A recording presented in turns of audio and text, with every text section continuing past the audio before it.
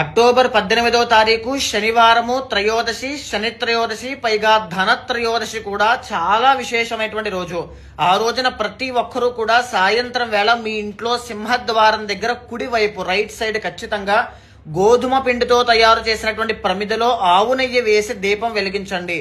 దీన్నే యమదీపము అంటారు. దీన్ని ఎవరైతే వెలిగించి అదే దీపాన్ని యమధర్మరాజుగా భావించి పూజిస్తారో, ఇంట్లో మీ నాన్నగారికి కానీ, అమ్మగారికి కానీ, యజమానికి కానీ, కుటుంబ సభ్యులకి కానీ, మీకు కానీ ఆయుష్ దోషాలు ఏవైనా ఉంటే అవన్నీ తొలగించేస్తాను అని చెప్పి యమధర్మరాజే వరం ఇచ్చారు. కాబట్టి తప్పకుండా దీపాన్ని వెలిగించండి, ఆరాధన చేయండి.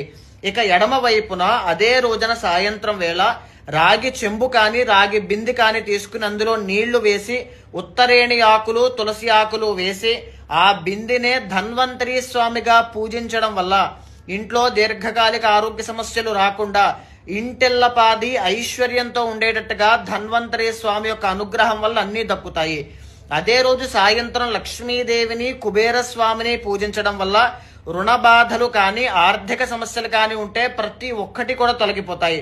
నేను ఒక పైన మంత్రాన్ని పెడుతున్నాను, ధన్వంతరి స్వామికి సంబంధించింది, లక్ష్మీదేవికి సంబంధించింది. ఆ మంత్రాన్ని సాయంత్రం వేళ 108 సార్లు జపం చేయండి.